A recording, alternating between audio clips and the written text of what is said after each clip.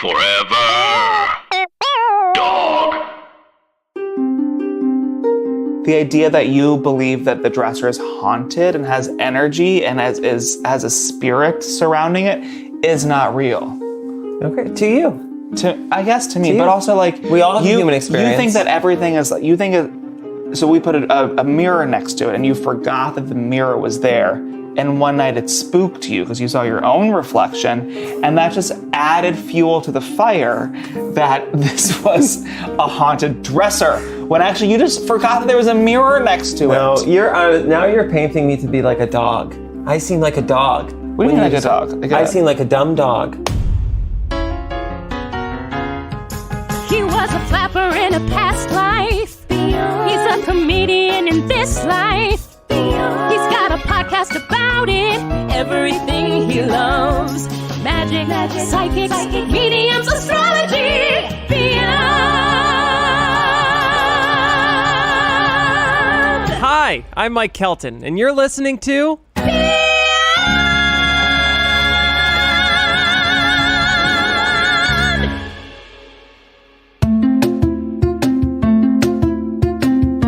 Hello, my cult followers. It's me, Bhagwan Kelton. Just kidding. It's actually Bhagwan Mike. And welcome to another episode of Beyond. This week's episode is a really fun one and a nice peek into my relationship with my boyfriend, Andrew. And if you follow my Insta story, you know that Andrew is a monster. Or he's a logical and supportive partner, and maybe I'm a fucking monster. Something you all can decide by the end of this ep.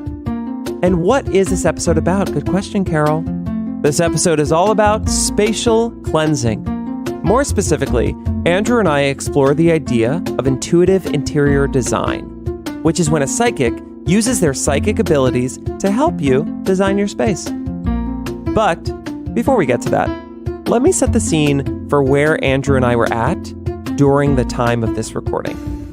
So Andrew and I had just moved into our new apartment in Carroll Gardens, a weirdly large garden-level apartment with strange and old fixtures, a puckering oak wood floor, but tons of space, and a backyard. Can you be? Anyway, Andrew and I just really don't see eye to eye on decorating. And Andrew famously called my old studio apartment zany after a couple weeks of dating. It was rude, but who cares? He's handsome and has a job. And if I learned anything from my experience at Cure Thrift Shop, it's that objects and spaces have their own energies to them. And since Andrew and I have very different styles, mine being zany, we wanted to make sure that we were collectively putting the best energy into our space by keeping these things in mind as we decorated. And it's good to know that I literally chatted with Asa about this during a session of ours before Andrew and I even moved into our space. And Asa picked up on our differences and had suggested that I let Andrew have the living room to decorate while I could have the backyard, which was going well until something came into the space that created a problem. An object that totally threw off the energy in the space, and it was a dresser. An antique wooden dresser with bad eng. But before I get too carried away with this bad eng dresser, let me allow Andrew to describe the situation. Here's me chatting with Andrew in our apartment. My question to you is, can you, from your perspective, tell me the story about how that dresser got into our apartment? Yes, I can. So we need new furniture for this very large apartment. We're very lucky. We have a lot of space, but with that, you have to get things that fill up the space. And I'm not trying to say I'm like an amazing interior designer or anything, that I'm not, but I have an understanding of scale, I think. And I know that we need big pieces of furniture to fill this big place. So I wanted to get something big, and I had shown you this dresser, and I was so excited because I was like, I think he wanted like kind of lighter brown furniture, and we needed something for that wall, and it's kind of funky. I thought you would like it. So I showed it to you, and you hated it. I really didn't like it. You thought it looked like it was a prop, right? I saw that dresser, and I honestly felt dark energy. No, you didn't. So this is okay. So we need to talk about this because that is a complete lie. You did not feel dark energy. You simply thought that it looked like it was a set piece. It has kind of like an intricate herringbone inlay on one of the drawers. And there's like little keys that you can use to lock the different drawers as well. So it kind of it looks like it might be from the movie Clue or something. It could be in that mansion. Would you say the movie Clue has dark energy? Would you? I don't know if I've actually ever seen the movie. I've honestly never seen it either. I don't think it's not. I've never seen the movie, but I feel like dark energy from that movie. It's but fun energy. But it's kind of funky. It looks cool. I think it looks cool. So anyway, also when we moved, you had said that I could be in charge of the apartment, and somebody actually told you. Asa told me. Asa During did. our session, Asa told me that he felt energy that you needed to be in control of decorating the apartment and I could have the outdoor space. Right. And I think I've done an okay job of that. I've let you just do the outdoor thing, choose the plants, And you were in charge. Yeah, it's good. And I think you love what I do inside too. So I do, but it's all great. When you showed me the dresser online, what did I say? Because we decided it has to be. You didn't like it. It has to be a dual decision to get things. It has to be like, it's not like if I hate something, you're not going to do it, but you are leading this charge. I was also just thinking that you would like it when you saw it, and I think it will fill up the space. So, so then you were like, "Wait, I don't love it," and but you kept looking at it, and maybe 5 minutes later, you go, "You know what? IL," which in Mike speak is, "I love it." That's the truth. And because I think when you saw it, you got the vibe that I had gotten, that it's kind of funky and like is kind of a statement piece. So it was a statement piece. And the statement it made is, I have dark energy, and I can't believe Andrew purchased me without Mike agreeing to it. but nonetheless, it was now living in our space and I did not L. So as you can tell, Andrew and I were not seeing super eye to eye on what this was and how we were curating our space. Which is why when Michelle Brock, my good friend and past life regression therapist from episode 3, recommended that I meet with her friend, an intuitive interior designer and fellow ginger, I said, "Yes, bish." So I connected with Alana Kilkenny, an incredible intuitive counselor and sacred space designer, to ask her advice on our apartment and how to rid our imposter dresser of this bad eng. You kind of your focus, right, in this world, and how we got connected through Michelle, who knew I was moving and was like, "You have to chat." You became known in this world as a sacred spatial healer. Yeah, as a sacred space healer, a sacred space designer, absolutely. So tell me, because also some of our listeners are like, What is that? what is going on here? Right. Tell us what that is and how that works. Right. So one of the first blocks sometimes when people hear that, I want to say what it's not. It's not, when I say sacred space, I don't necessarily have any religious connotation with that, even though sacred space can take on that. But like anything else, the way I think of sacred space has to do with imbuing your home with heart and soul and with meaning. And a lot of that has to do with looking at your home and your space through both symbolic eyes and intuitive eyes. And what does that mean? Well, when we drill down to what that means, it means looking at your home and saying very simply, is your home nourishing you? And what kind of narratives and stories is it reflecting back to you? Often it tells you many different stories. Some of the stories might not fit you anymore, might be uncomfortable, might be dragging you down, and might still even be comfortable because that's what love has meant to you, or that's the stories you've been living for a long time. And so a lot of it is seeing not only the interior design of your home and the actual design elements of your home through that eyes, but the overall feeling and the overall energy. And part of that even has to do with the space itself, right? Whether it's a house or an apartment, there's usually predecessor energy or just energy of the neighborhood or the space around it. And looking to see, a lot of what I do with clients is I will first tune into the home and see what's the story of the home and how is it dovetailing with the story of the person. A lot of time, even, in the more woo-woo end of things, if somebody's going to bring me in for a space clearing or a blessing, almost always it's not that the place is necessarily haunted. It's that there's a story or something that's being telegraphed in the space that is rubbing against the story or narrative of the person. And usually there's a gift in that in terms of what's ready to change or evolve. And before I asked Alana about the dresser, its energy, and Andrew's online furniture shopping habits, I asked her to share a story about one of her most interesting clients and how she was able to tap in to really help them. And she told me, which means she's going to tell you. So many years ago, actually, more towards the beginning of when I started doing this work, I was hired to work with this man who had this beautiful apartment in New York City.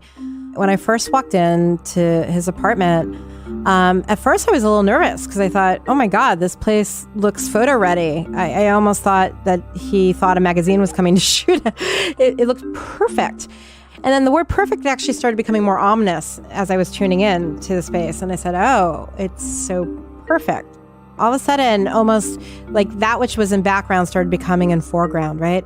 And so I started looking through the eyes of what's wrong with the perfection of this. And I started noticing the artwork. It had these really oversized art pieces that did look very expensive, like gallery pieces. And they did have something in common, as varied as they were, and they were almost all of people.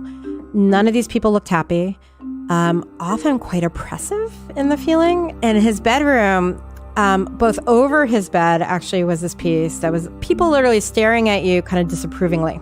And as we started drilling down and I started looking at his story, just getting the psychic kind of reading of the story, he had a father that was really verbally abusive, who was still alive, very dictatorial, very much somebody who had a lot of control over this man's psyche.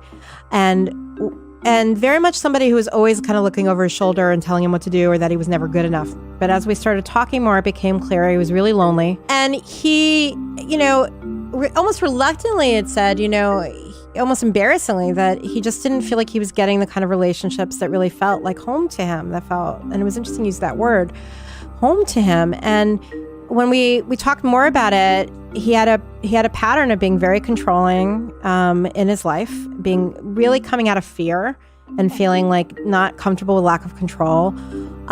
He was very scared of being hurt. So without even realizing it, his energy could feel very offish and kind of off-putting, which even the space, you kind of didn't want to sit anywhere because you felt like you would ruin it. A lot of the chairs, while beautiful, weren't very comfortable. Now, can your home completely shift that person and vice versa? Well, vice versa, I would say the process of making different choices is what ended up helping him. So what we started looking at was not only reframing some of the pieces, because you don't necessarily just get rid of everything, because that's also like getting rid of a whole piece of you. And that's also kind of like repression, right? Of saying, oh, wait, that doesn't work for me anymore. I'm going to get rid of it. Well, that's still going to linger in you. So part of it's just understanding that love to him still had to do with somebody judging him, still had to do with somebody not being kind. So already that was at odds with what he wanted.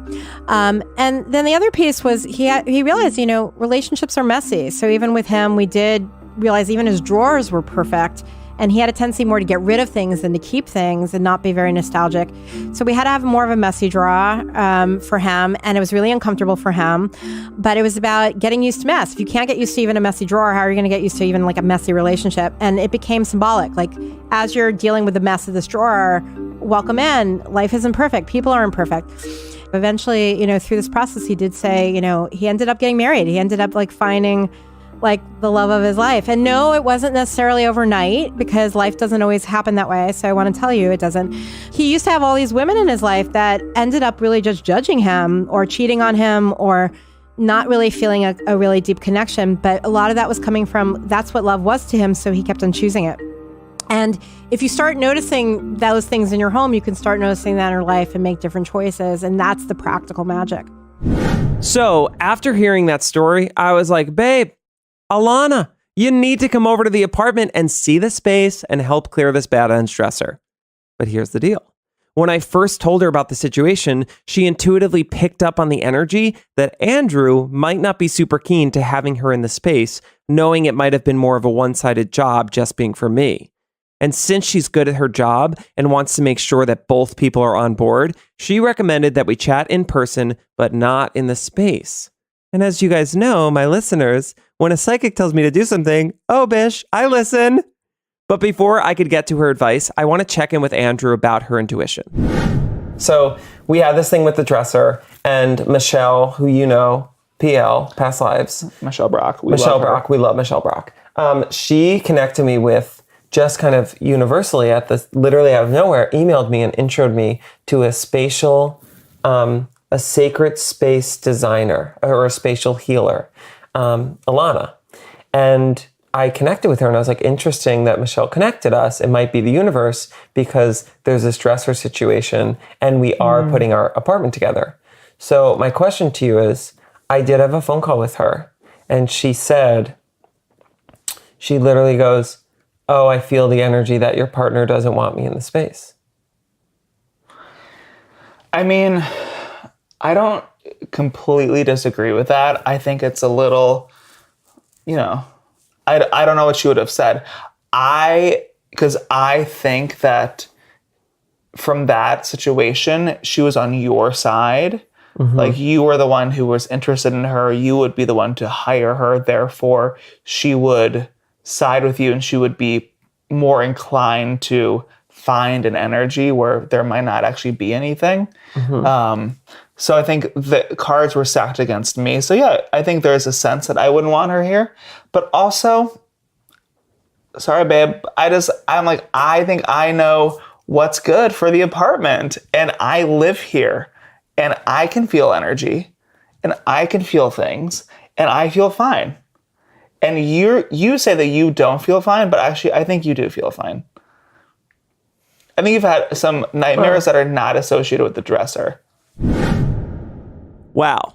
Okay. So Alana was right. And Andrew thinks I'm making this up, which is not cool because I'm not. And just so you know why I'm not overreacting, I'm going to tell you about the nightmare I had the week this dresser arrived. And Andrew thinks it's not related to the dresser. And I'm like, babe, it absolutely is. And I think you will agree with me. So I'm going to share this nightmare with you in 3, 2, now. So it's 3 a.m., a night during the first week that this dresser was in our apartment. And I shoot up in bed out of nowhere. And I wake up feeling like there's some presence in our apartment. And I usually sleep through the night unless I have to go to the bathroom, but I didn't have to go to the bathroom. I just woke up and I was like, what the fuck is happening? And so I felt like there was this dark presence in the living room, standing kind of across from the dresser, looking into the bedroom. So I went to the bathroom to make myself feel more confident that I was safe and sound in my apartment. So I went to the bathroom, didn't see anything, but felt weird walking past this dresser. I just felt like I had to rush by it because someone was going to pop out or it was going to, I don't know, eat me alive. It's also 3 a.m. and I'm spooked. So I'm thinking worst case scenario, right? This is a demon and it's going to kill me. So I fall back asleep and I'm instantly in this freaky ass dream. I look down at my body and I am this little girl wearing this frilly, cutesy dress, early 19th century, and I'm in a chair and I know that I'm in trouble. And I'm like, oh, I just got reprimanded. Someone's pissed at me, but I'm sitting in this small child's chair next to a large dresser. And I was like, why am I here? What's going on? And I knew that I was in trouble. And then I look at this dresser and I'm like, oh, this is the dresser that's currently in our living room. I just recognized it. Almost like in a dream when you see a person and you're like, oh, that's my mom. Even if it didn't look like your mom, you're like, that's my mom. So this dresser was my mom. So this dresser was the dresser.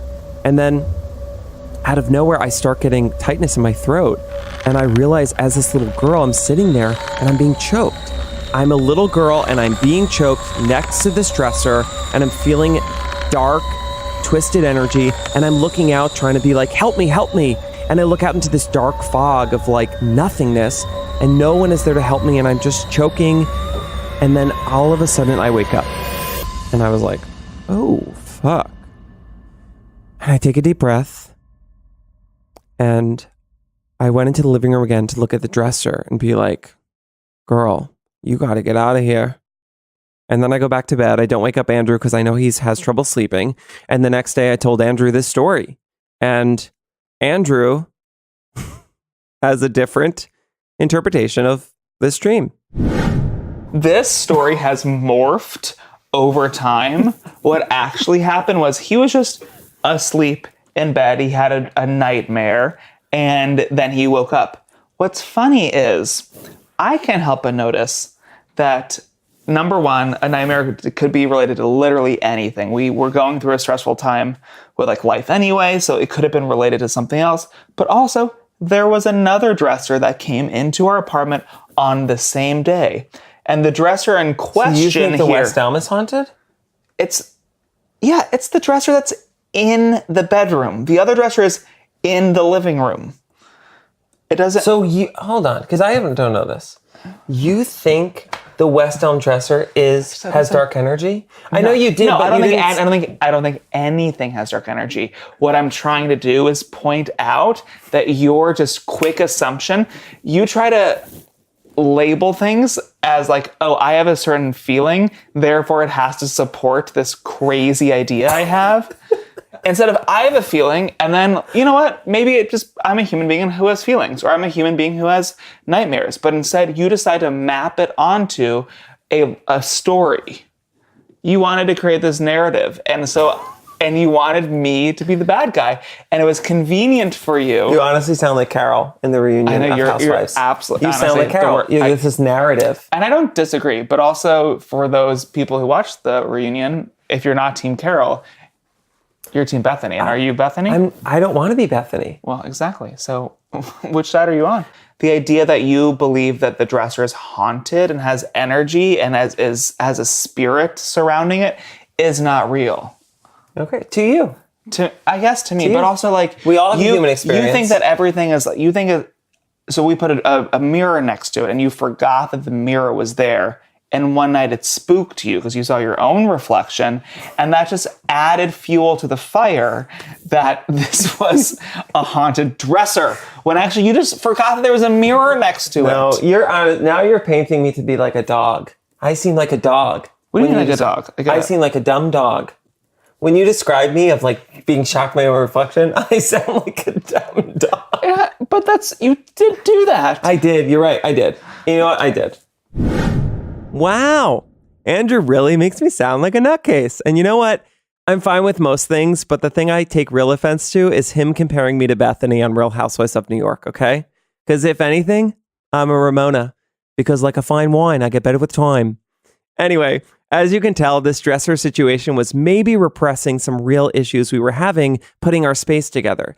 And because I know it was a real problem, I had to ask Alana about it because I felt the energy like she would be able to help the situation, even if she couldn't physically be in our space. I want to show you a picture of something that I think is a problem, okay? This is an issue. Okay. It's a dresser that I believe is haunted or has some fucked up energy. I had a weird dream nightmare where this is real. I was a little girl sitting next to a mahogany, this dresser, right, choking. Right. So a few things without even having to look at the picture. Okay, great, because I haven't even showed Alana the picture yet. But so a few things on that. So, and then I also want to broaden it a little bit for people because, you know, especially nowadays when we're getting into more recycling and, you know, having more consciousness in terms of what we bring in our home. And it's not always about bringing in new things. And also, you know, some vintage things are fucking cool and wonderful. Yes.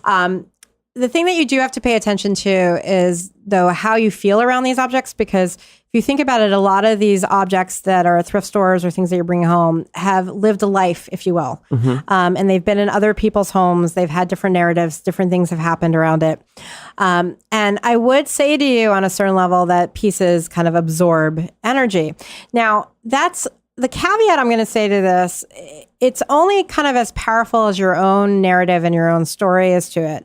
So I'm going to talk about the nightmare. Strong. Right. My narrative is pretty strong. Right. And so part of it's going to be the nightmare I'm going to talk about, but part of it is also the way that it came into your home plays a part. So it's a few things. It's how it came into your home and the conversation in terms of how that happened, your own energy around it, dovetailing with the energy of the space.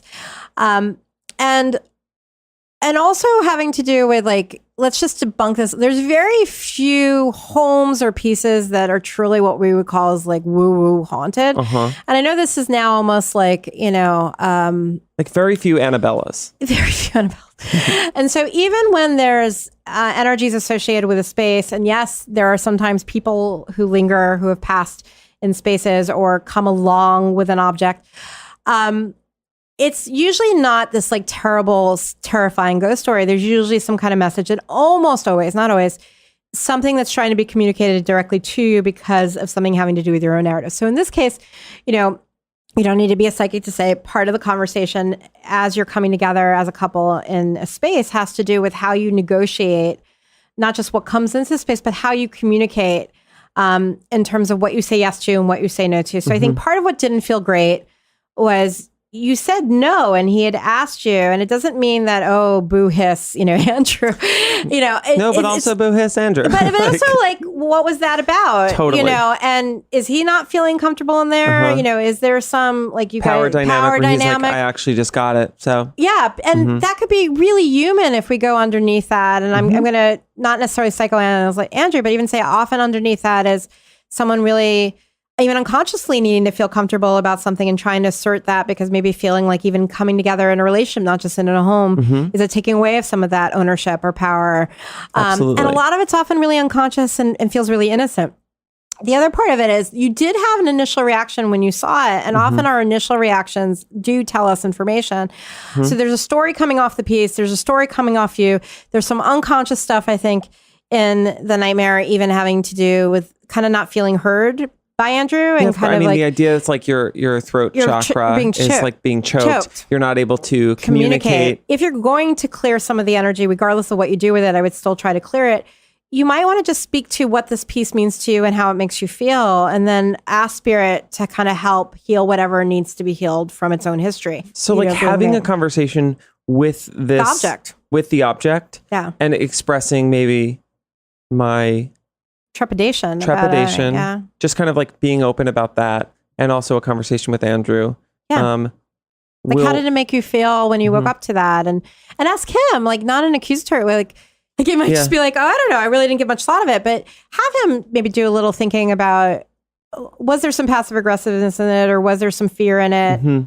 Just what was that about? And then just also a conversation. You don't have to like figure it out as a rule, but like going forward, does that work for you, that way of doing things? And what does freedom in terms of choosing things, not just in the apartment, but in the relationship, mean to both of you? That makes sense. And that's definitely something I can do. And I can record the conversation. You probably won't hear the dresser. You will hear me talking, but I'm totally down to have a conversation with my dresser. And just ask, you know, this space is my home. And really the only energy that's welcome here is energy that, you know, nourishes us, is in a high vibration. And we respectfully ask that you leave. And whatever it is that you need to heal, I always kind of look at it as, you know, even if you're dealing, whether I've dealt with a difficult client or a difficult person in your life, you want to have, you know, if this was like a recipe, one part good boundaries, always lead with that, but with open heartedness, saying whatever help that you need with healing, it's not going to come through me. I ask for whatever energy will help you heal to heal. Totally. And see what happens. So Alana's a gem and very good energy and one of my favorite gingers. And even though she didn't physically walk around my space, she had some great advice.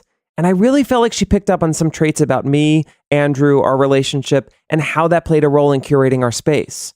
So I sat back down with Andrew in our apartment, the scene of the antique crime, after this session to see if we could chat about the dresser, how it got into our home, and most importantly, see if he would be on board to speak to the dresser and release that bad energy back to furniture hell, or as I like to call it, Raymore and Flanagan.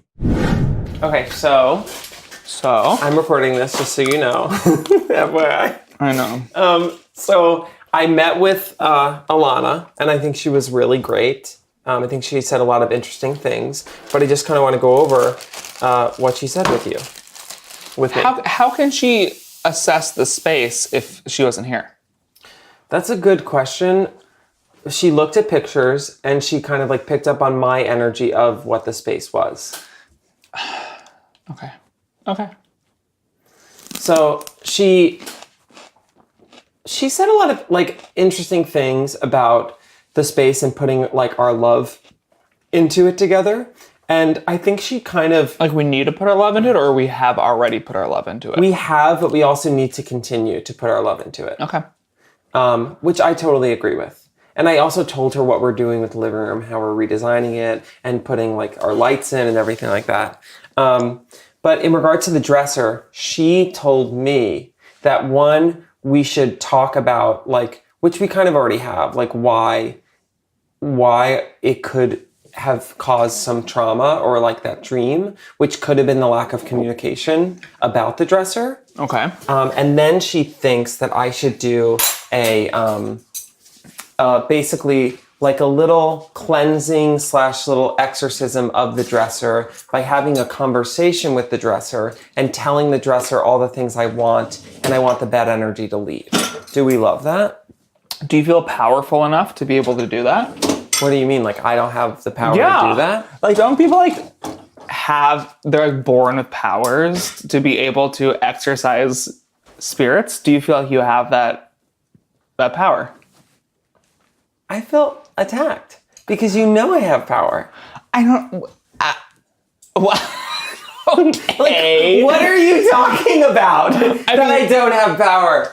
I have power. I mean, I don't know what you're talking about. I'm saying like I have power. Like I can give the energy. I can feel it, and I can say stuff to this dresser, so the negative energy will be gone. And I'm honestly going to be very honest with you. I do, now that it's been there a while, I do think it's super cute. Thank you. You're welcome. I think that should be the cover art for the podcast. Should just be the dresser. And just me sitting on top of it. Maybe we'll do a new draft. Maybe I'll call Joe and Alex. Yeah. But how do you feel about me doing this? Am I involved? If you want to be. I would love, honestly. Why? Because I think out of respect and love for me, I think for you to be a part of it would be really nice. But, like, why? But, okay, sure. Okay. You can say whatever you want to it. Fine, but okay, just to be a part of it with me. Fine. You're right, because I bought the dresser without telling you. So, yes. And if this is going to make you feel better and not hate on it so much, sure. With Andrew on board, we lit some sage, surrounded the dresser with our bodies, made a half witch's circle, and babe, we did a ritual. Okay. So I'm burning the sage. Here we go. Where's the smoke alarm in here? Right there? Okay. It doesn't smoke very much, does it? I don't know. Okay. So there it goes. Great. Sage is lit. We should hold this together. It should be collective. Okay, so we do this. Wait, okay. Okay. Am I holding it with you or not? Yes. Okay. So a circle. Maybe we go clockwise. That's more lovely. Okay, clockwise, around. Circle, dot. Now I have the cootie shot. Okay, I'll let you have that. Okay. And we do one cross. One cross because if Jesus is real, we want him on our side. Okay. Now we just say things to the dresser that we want. Mm-hmm. Dresser, I want to thank you for your presence in our home, and I want to welcome good energy and light from henceforth. And I want to ask that any negative energy that you have, or dark spirits, or memories from the past, I want to say they are not needed here, and we do not want that energy here, and we ask you to leave. Well said. But you gotta go. Wait, so I'm telling this. Am I talking to the spirit or am I talking to the dresser? I think the dresser is the spirit. Oh, so no, that can't be true. It has to be the... Keep going. Well, okay, well, hi, I'm Andrew, your owner. It's great that you're here, but you actually can't be here anymore. That's good. You're evicted. And because I'm the owner and you didn't actually sign the lease, I have... Babe, what? being nice about it. You don't want to be contentious. Oh, okay. I think logic is nice, so I was just trying to be logical. Okay, so thank you so much for the energy you've added to our space, but right now we don't need it anymore. So, you are free to leave, and actually we'd prefer if you left. And we wish you the best of luck on your future endeavors. And we bless you with love. And we wish you well on your journey. Any negative energy. And now we say goodbye together. Ready? We say goodbye nicely, like we're in a musical. Ready? Goodbye. Goodbye. Okay, once or twice. And 3 times. Goodbye. Okay. Weirdest. Dating you is so weird. It's honestly so strange. But I have a question for you. I have a real question for you. And the answer is no. I can tell you I have already. a real question for you, Andrew. What? Is it fun? Exactly. I said the answer was no. I knew you're either going to say, is it fun? Do you love? And I was ready for the no before you even had the question ready. Okay. But is it not fun for you? Come on, it's a Friday night at 8:15. There's no place I'd rather be on a Friday at 8:15 than exercising the spirit of a dresser. Well, thank you. Honestly, thank you for doing this. I really do appreciate it. And I will tell you, automatically, I already love it. I feel good. You feel? Okay. Glad to help. Okay, let's all collectively give a round of applause to Andrew for being a good sport and for helping me kick the bad end out of the nasty dresser. The cute but nasty dresser. And I have to tell you guys, it worked. I have not had one of those nightmares since, and the space is feeling much better and also cuter. And Alana is such a gem and super kind and was incredibly helpful. And if you guys want to work with her, her information will be in the episode description. Now, I think the biggest lesson here was something she tapped into from literally the first time we spoke. The dresser situation was actually about the way Andrew and I were communicating in regards to our space. And whether the dream was a memory of the dresser or my subconscious telling me to be more assertive about how I feel in our space, Alana really nailed it. And her suggestion about chatting with Andrew and doing something together really made me feel much more comfortable. And I think the real takeaway here is that even though it might feel super silly to speak to a piece of furniture or ask your partner to do so with you, your intentions in your space and the way that you communicate with it, whether out loud or internal, is super important. That and the people you curate your space with are your collaborators. After this ceremony, I think Andrew and I started communicating much more honestly about our space. We got a sectional that we designed together. I have a sectional and I've never felt more like an adult. We got a rug and we returned it together.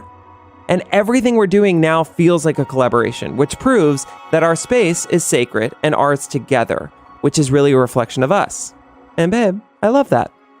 And because Andrew is such a good sport and a great partner, I wanted him to have the last word on this episode. So here is Andrew having the last word on our episode. But wait, guys, next week, the episode of Beyond is about astrology and the return to Saturn, and I'm really excited. And please, if you're loving the pod, send it to friends, rate and review. And now here is Andrew. All right, I have a soundbite. Mike can say whatever he wants, but I'm 100% in charge.